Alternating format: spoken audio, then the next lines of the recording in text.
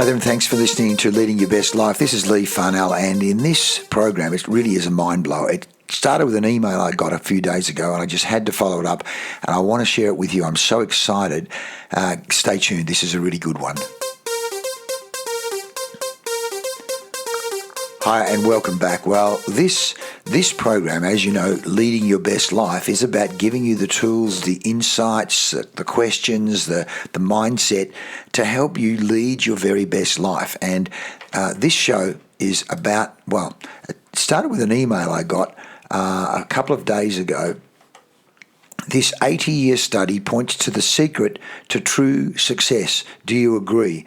What is the true secret to happy and a healthy life? Well, needless to say, it's central to this program. So as the question goes, what does success look like to you?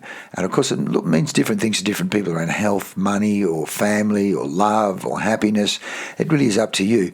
But Henry David Thoreau said, most wind up living a life of quiet desperation. Well, is that true, or is that just him projecting his life of quiet desperation? But this study is called the Harvard Study of Adult Development. Now, I've Googled it and I've looked it up, and there's some fantastic data here. But essentially it says, well, let me go through it. You check it out on Wikipedia. The Harvard study, there's their Harvard study. They're even moving into the second generation of the study now. But it's actually called the Grant Study, and it's a 75-year longitudinal study of adult development done by the Harvard Medical School. And it followed 268 Harvard-educated men, the majority of whom were members of the undergraduate classes of 1942, 1943 and 1944, and it was run in tandem with a study called the Glueck Study, which included a second cohort of 458 disadvantaged, non-delinquent inner-city youths who grew up in Boston neighbourhoods between 1940 and 1945. As it works out, the subjects were all white males and of American nationality, and the study continues to this day. So here we are, 80 years later. Unbelievable data.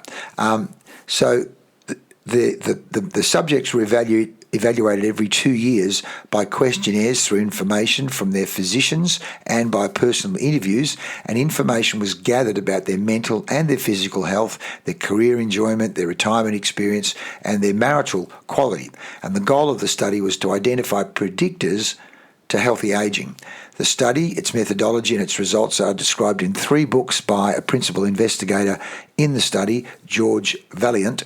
And the first book, Adaptation to Life, describes the study up to a time of when the men were 47 years of age. The second book, Aging Well, describes a time when the inner city men were 70 years old and those of the Harvard group were 80. And in 2012, Valiant and Harvard University Press published the third book, Triumphs of Experience, which shared more findings from the Grant Study. The study is part of the Study of Adult Development, which is now under the direction of Dr. Robert J. Waldinger at the Massachusetts General Hospital. And again, when you search it, you can see there are TED Talks and a whole range of great things around this study. The study is unique partly because of the long time span of the cohort, 80 years, and partly because of the high social status of some of the study participants. Among the most notable Grant Study participants included Ben Bradley, an editor for the Washington Post, and US President John F. Kennedy. But let's look at some of the main results here, which are just, in my mind, mind-blowers.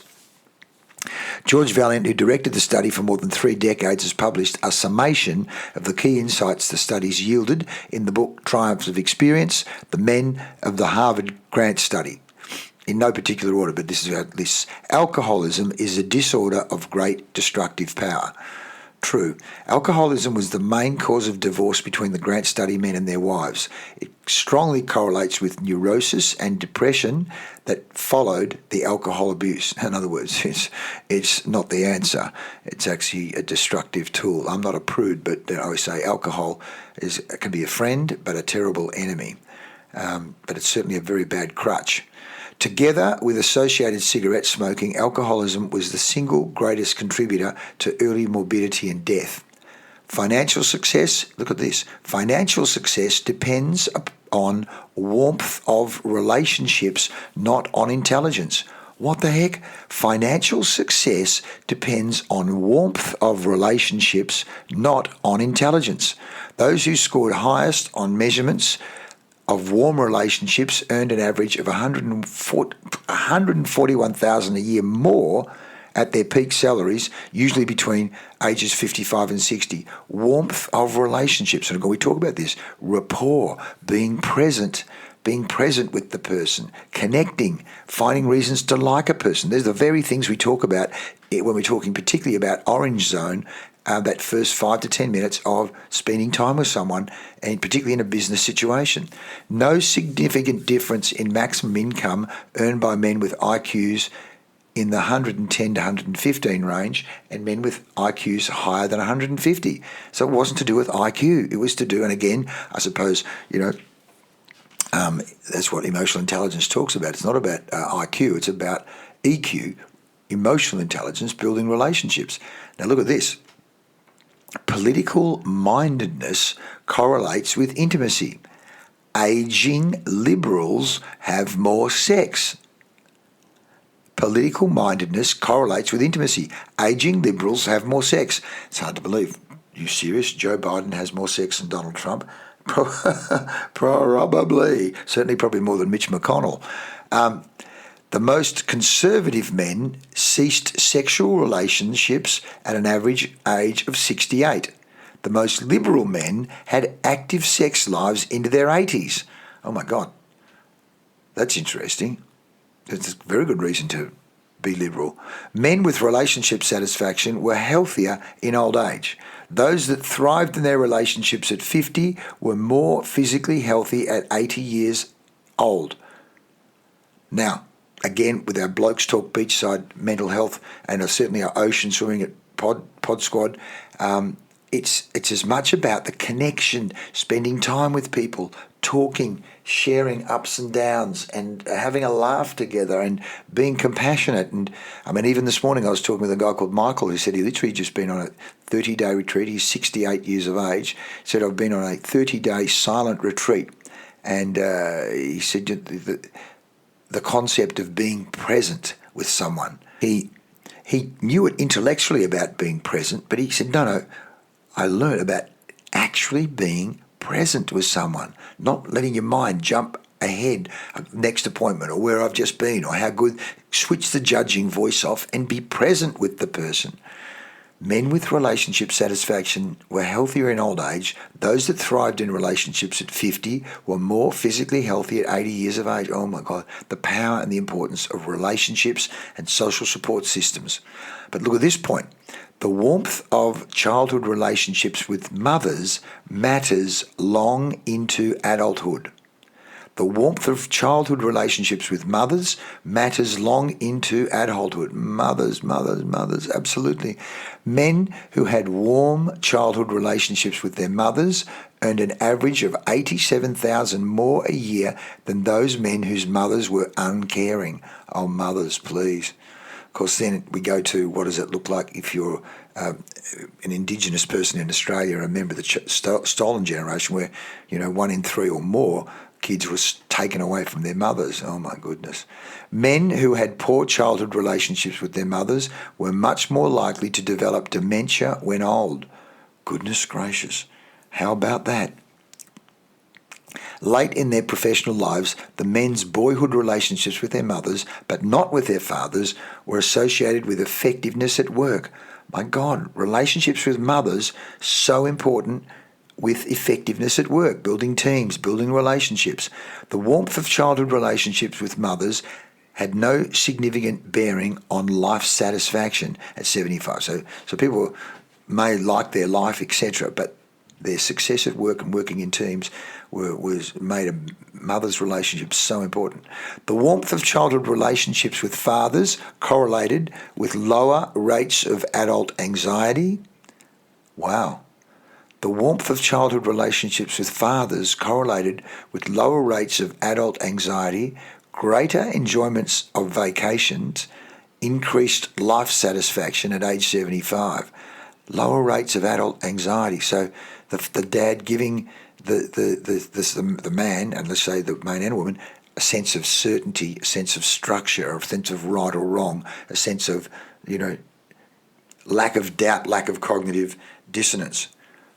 Greater enjoyment of vacations. I wonder if that means Dad taught them how to have fun, go fishing or throw the ball or just enjoy bushwalking or whatever. And increased life satisfaction at age 75. According to The Atlantic, George Valiant's main conclusion is that the warmth of relationships throughout life has the greatest positive impact on life satisfaction. Put differently, Valiant says the study shows happiness is love, full stop. Oh my goodness. It blows me away. George Valiant's main conclusion is that the warmth of relationships throughout life has the greatest positive impact on life satisfaction. Put differently, Valiant says the study shows happiness is love, full stop. What does that say to you? What does that say to you about time and energy and putting value on relationships? I mean, there are certainly people I know who see relationships as people as chess pieces, or even worse, just pawns in their game. And even, some people I know don't even want to use the word love. They go, oh, it's respect, or it's connection, or some other bullshit around saying, no, I actually love you. I love you as a friend. I love you as a son, a daughter. I love you as a husband, a wife. I love you as a mother. I love my life. I love myself. I have love for myself. I've got to say, it's only in recent times going to the Buddhist centre, the whole concept of thoughts of love and kindness, meditations of love and kindness, not just to other people or the cat or the dog or your pet parrot, but yourself. Yourself. I said to the guys the other day at Blokes Talk Beachside, I want you to speak more kindly to yourself. Thoughts of love and kindness, building a warm relationship, not just with other people, but with yourself. What do you like about yourself? Find reasons to like yourself. And again, that's where journaling is so important. Someone was talking about it the other day, someone talking about the exercise. In fact, it might have been Michael talking about at the 30-day silent retreat, each day, Seneca, I think it was, talking about what are you grateful for? What do you like about yourself or love about yourself? What have you loved about the day? Actively building up the neurophysiology, those dendrites in the brain, and the emotions of what do I like about my life? What do I like about myself? Warm relationships with mothers, warm relationships with fathers. How important. I commend this study to you. Thanks to the person who sent me that email. Who was it that even sent it to me? It came from just Mitch Matthews. I think Mitch Matthews must have been a coach or someone I signed up to. But take a look at it. I'll send you some links. I'll put it in this as well. But if we're talking about leading our best life, there it is, an 80-year study talking about the very essence of what makes a happy, successful, and even high-income earning life. Warm relationships. Well, I hope this has helped you in terms of building and raising your awareness of a warm relationship. This is Leading Your Best Life. Do share it with your friends, and I look forward to seeing you on the next episode. Thanks for listening. I'm Lee Farnell.